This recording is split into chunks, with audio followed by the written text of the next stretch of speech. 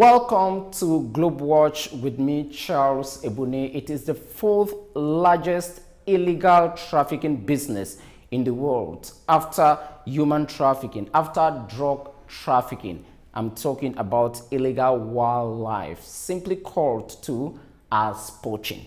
It is one of the enemies to peace globally today, as roughly a majority of plus 193 members of the United Nations are challenged by issues of terrorism, climate change, and environmental vulnerability. So just how much of a danger does it constitute to the security of nations? My guest today on Globe Watch is the former Belgian defense minister.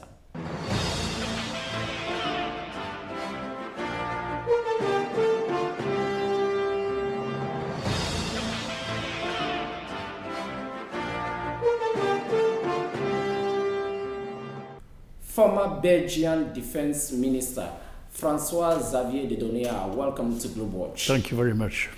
Let us start the interview in the world of statistics. Roughly 875 million firearms are in circulation in the world. Out of that figure, roughly 79 million of them are registered. And in Africa, you have roughly 100 million of small light weapons in circulation. Roughly 8,000 or plus are in Central Africa. As a former defense minister, are you worried after hearing such statistics? Well, of course, eradicating small and light weapons from Africa is really an important thing, but it is not easy to do. It's easier to say than to do. And today, because of this proliferation of light and small weapons in Africa, you also have a lot of armed groups roaming around in Africa, not only in this area, but also in Central Africa, in the Sahel. And this is a real big issue. And well, of course, there are many different armed groups roaming around. The group which worries me most today here are the armed groups which poach in the area comprised between the Sahel and the north of Central Africa. If we let those people do, 20 years from now, there will be no elephant left between the Sahel and Central Africa. So this is a real important issue. Of course, there are other groups, the terrorists, all kinds of rebels in some countries, etc. But my focus today is on these armed groups roaming around in do you think that the armed groups in the Sahel region, or if you like you call them criminal gangs, Al-Qaeda in the Islamic Maghreb, the Boko Haram groups and all those, do you think that they have benefited from these loopholes in the illegal circulation of weapons to become a threat to natural environment? You just spoke about poaching. Yeah, of course, if they had had no weapons, they wouldn't have been doing what they have done in international trafficking, harassing people in villages and so on in cities. But of course, one can imagine that some of the benefits of poaching, of organized poaching in the area, is also contributing to the financing of terrorist groups and to the financing of traffickers going from this area up to North Africa. I just want to gather some inside information from you. Illegal poaching or illegal wildlife trade or business or commerce is the fourth largest in the world after human trafficking, after drugs, with an annual economic turnover of roughly $26 billion. Just how critical and it's serious is it between the Lake Chad and the Sahel area, roughly between the corridor between Cameroon, the Central African Republic, and Nigeria? Yeah, it is.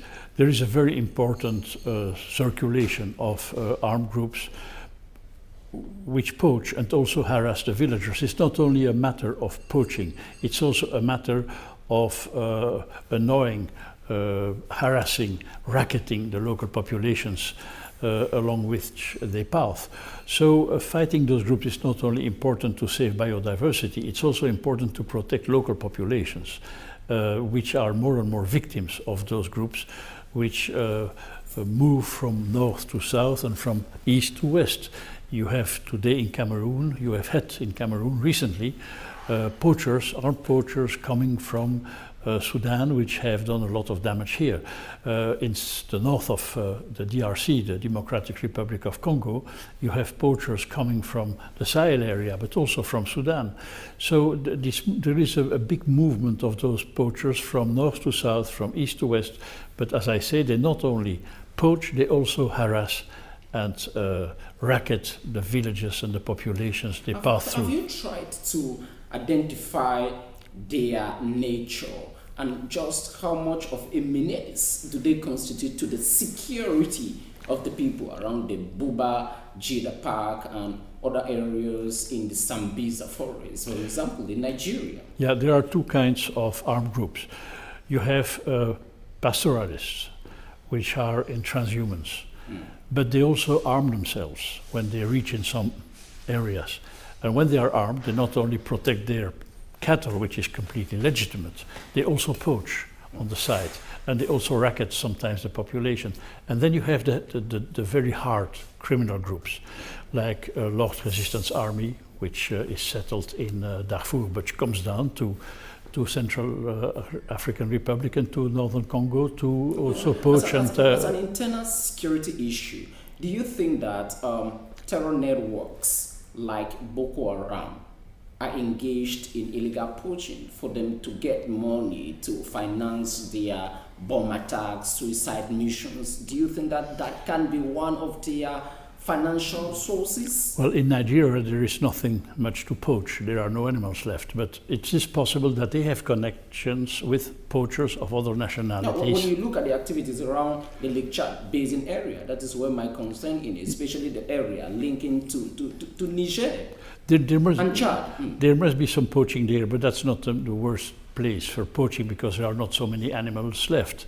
If you say that is not the worst area of for poaching. Yeah, so where is the worst area of poaching? Well, the worst area of poaching will be in the south of Chad, Central African Republic, South Sudan, Democratic Republic of Congo, and Cameroon. In the north of Cameroon, there has been heavy poaching.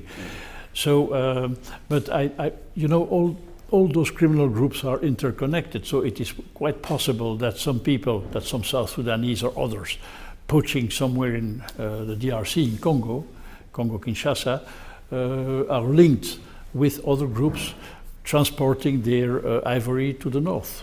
That's quite possible, and making benefits out of that. We are just coming from a conference in London where all of these issues were discussed, illegal wildlife poaching, where governments made commitments to handle this issue as a global security threat.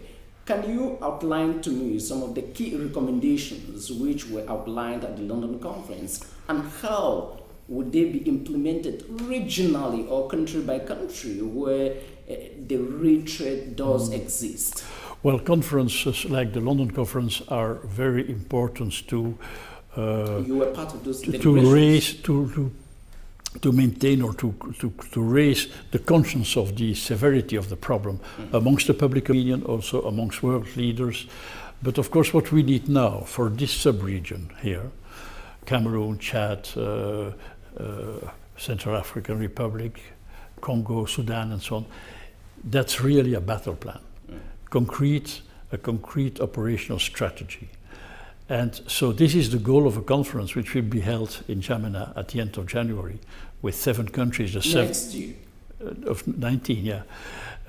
To try and first of all clearly identify the threat. What is the size of those groups? Where do they move around? What are the corridors they use, etc. And then establishing a kind of battle plan. This means as well cooperation agreements between the 7 countries which are concerned, and also concrete police actions on the ground, which will need more equipment, which will need aerial air surveillance, etc. So the goal is to be concrete here. You just talk of having a kind of police plan to ensure that we walk back poaching and illegal wildlife, that's somehow finances terrorism. Yeah, that's the goal of that's the goal of this N'Djamena conference. Not to make great declarations, as was done in London, absolutely. Rightly. But what concretely should be in that plan, and who should be involved? This is an area where we have had the influence of Interpol for so many years, but we still have porosity. What is going on? So we plan to we have decided to gather 7 countries: Nigeria, Chad, Sudan in the north, and in the south, Cameroon, the Central African Republic, Congo Kinshasa, South Sudan. And in this area, a battle plan, an operational plan must be established. And this involves cooperation between the 7 countries. No one single country can solve the problem. They need cooperation. Plans of cooperation against poaching. So without a trans-border plan, without a multilateral plan, it is going to be a fiasco. But also operational plans. What should be the air surveillance? How many rangers do you need? How are you going to create a cooperation between the armies and the rangers, and so on and so on? What is the equipment they need? What is the communication system they need, and so on? And then also, what are the judicial arrangements to be sure that people will be punished when they are caught? So this is very, very concrete. So it's not a conference about great declarations, about great principles. Don't you think that the governments of the regions are already overwhelmed with security issues, trans-border communication with the country, for example, in tackling Boko Haram, the whole sub-region worked a plan of some 8,700 military personnel, including the police. When you look at the challenges, at the economic difficulties when it comes to budgetary constraints, do you think that financially there are resources to make this operational? The countries of the region, some countries of the region have already done a lot. I think that, for instance, in Cameroon, there is a close cooperation between the Ministry of Forestry, the Ministry of Defense. In Chad, they have achieved successes by, for instance, protecting the Zakuma area, etc. In Congo, they are moving ahead with the protection of Garamba, and they have also achieved successes. But much more must be done, and of course, this requires cooperation agreements, equipment, manpower. And there is, of course, a question of financing that. So we will also have a session in N'Djamena on the financing of the new remedies which are going to be proposed to fight efficiently the armed groups in the area which I have described. If you had to work a kind of master plan security arrangement for curbing what you just mentioned, what concretely, since it is a critical issue, will you prioritize as the salient points to take into consideration? Well, of course, a scope of this conference in N'Djamena at the end of January will be to define that. There are several things which should be done in several areas. But of course, some things don't cost much. If you make a cooperation agreement between Cameroon, Chad, Central African Republic, making the agreement doesn't cost much. But you must put flesh on the skeleton of that agreement. And that's where you may need more equipment, more training of manpower, air surveillance, for instance, to concretize this plan. But that will be the goal of this conference, to quantify all that. The traditional methods of educating, of communicating with the people, of channeling these grievances seem to be counterproductive today. Educating the people about the dangers of this, using radio, television, seems not to be working. Since we are living in an open society, I'm referring here critically to the internet and the use of social media in the recruitment, facilitation of all of these. Are you thinking of how to work a digital plan to counter what is going on? Of course, police actions will not be enough to eradicate those groups because of the poverty in many areas. It is very easy for the leaders of those gangs to recruit people. So in the longer run, the only way to solve the problem is to develop the people living around the protected areas, living around the forests or within the forests. That's in the long run the major challenge. But in the short run, before you will have achieved results with those strategies of sustainable development for those people, you will have to have police actions. So you have to combine both. In the short run, you will certainly continue to need police actions for a few years, but in the longer run, only the development of the people living in the forest, around the forest, will make it possible to preserve, to save those natural areas and the biodiversity which it contains. You are the former defense minister of the Kingdom of Belgium, a country close to the headquarters of the European Union. When you sit and you read newspapers, you watch television, and you consult information online, and you see the kind of bomb threats like the ones we are having in the United States of America these days, what does that tell you about the vulnerability of politicians with technology today? Well, I think that the social medias, as they are called, are in the process of changing the way democracies work. It is a very important side effect of the existence of those media. They change the working, or they impose a change of working of the democracies, because they interconnect people, and they interconnect people with politicians. Are you worried with that? Are you worried with the way social media is increasingly becoming a major security threat to established democracies, including Belgium, the European Union? Are you worried? Yeah, because there is a risk for social media spreading false informations and manipulating the public opinion.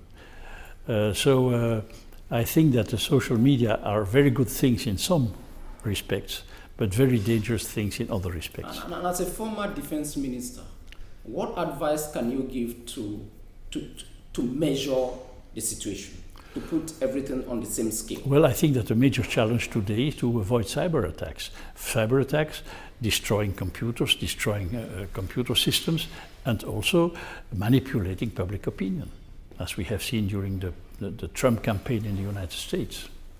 Let's talk somehow about environmental security and challenges we are having today. And this is one of the key issues that the European Union is engaging to. When you see the way the debate on climate change is changing today with the Trump administration, with others who are pulling out, do you think that it affects our normal security system? Well, I think that climate change, if it really continues in a big manner, will affect the security of millions of people, and you will have, for instance, climatic immigration. You will have maybe struggles for scarce natural resources, grazing lands, etc., which are shrinking. So climate change may also induce violence between people in some areas, and might also induce migrations, which creates big problems in other areas, in Africa, but also outside of Africa. I'm so glad that you talked that climate change may cause disorder, especially when it comes big disorders in the areas where the change is most effective. But also disorders in other areas, there will be side effects, because people in very highly affected areas will move elsewhere, and there will be a competition for land, for resources. Let me just limit the issue to that of immigration, which you raised. You know so well the story of Lake Chad. Do you think that as climate change is encroaching on the lake and water is reducing, and what people anchored their lives on is no longer there, can that be driving people towards poaching? I think that Lake Chad is an oasis. So even if it shrinks, it still attracts a lot of people, including pastoralists coming with their herds, with their animals. I don't think this might have, in the area of Lake Chad, a direct effect on poaching. People maybe poach to eat, antelopes, gazelles, whatever. I don't think there are so many elephants left around Lake Chad. But what might happen is more and more people coming to Lake Chad because it is an oasis. It's a shrinking one, but nevertheless it remains an oasis. And then you may have, because of the increase of the density of population, you may have conflicts between those guys, and also between the peasants and the pastoralists. This is so. I think that all the changes induced by climate have security consequences. Well, if you look at the way the whole continent, Europe, is changing today, all those issues come on board. But last question before we separate. Let me talk about the rise of populism in Europe today. Most of your governments, established democracies, are one after another falling on very populist leaders. As a former defense minister, what does that tell you about the security, the mental security, the physical security, and the security of democracy in Europe in particular? But I think, like one African writer wrote, are the roses withering? What do you mean exactly? The roses are withering. Is democracy in decline or is falling in Europe? I think that the danger for Europe is to have a rise in populist parties. And this rise in populist parties is also happens and because... how do you handle that in the era of exit, in the people, era of a new populist government in Italy, where even in France the traditional politics are no longer on play? But the people are more and more impatient. They are more and more impatient because they watch television and they see things they would like to have, and they don't have them immediately. And of course, when a government takes, for instance, a very good measure, it will take time to materialize. It will take time to produce its effects. But people, they want change overnight. Change overnight is impossible. Even if you put the best people to run a country, the measures they will take time to produce their effects. And if people are very impatient, they will throw that government away. And that's why in Europe we have more and more fast changes of governments. People elect somebody, they hope he will change things overnight, which doesn't happen, and at the next elections he's kicked out. Another one comes, people also think he's going to change things overnight, and again they throw him out. And so that means that in Europe more and more populist parties which promise change overnight are on the rise, and the parties who are responsible parties, management parties, traditional managing parties, they have more and more difficulty to convince people that they have the right policy. Donald Trump says that all members of NATO, the North Atlantic Treaty Organization, to pay their price for this transatlantic security establishment to continue functioning. When you were the Minister of Defense of Germany, which was the most difficult security or defense issue you had to handle? Well, when I was a minister, it was still the Cold War, so we were still thinking that Russia or the Soviet Union is the enemy. But I think that I wrote a book at the time saying, you know, things are going to change and the threat is going to become multipolar. It's no longer only Soviet Union which will be a threat, but also other areas of the world will become a threat, and that's what we see now in the Middle East. But of course, today, I think that the major threat, of course, we have to face, and which the governments currently have to face, is terrorism. That's a major threat because it is very diffuse. It's very difficult to prevent it, to anticipate where they are going to strike. So that's a really difficult issue to tackle. When I was a Minister of Defense at the end of the 80s, we had one enemy. Well, one enemy between quotes. Luckily, there was never a war with him, but that was an easy situation. Today we have multipolar threats and very diffuse threats because of terrorism. Well, each time you go on the bed today, and this is our last question, each time you go on the bed today, what worries you most? Well, I think that the most worrying thing today is probably the fact that the population of the world is growing, competition for resources are growing, so the problem for the future will be to accommodate more and more people on the world without preventing war amongst them, between them. The former Belgian Defense Minister Francois Xavier de Donnea. Thank you very much indeed for being guest on Global Watch. Thank you. You're welcome. Thank you, Charles.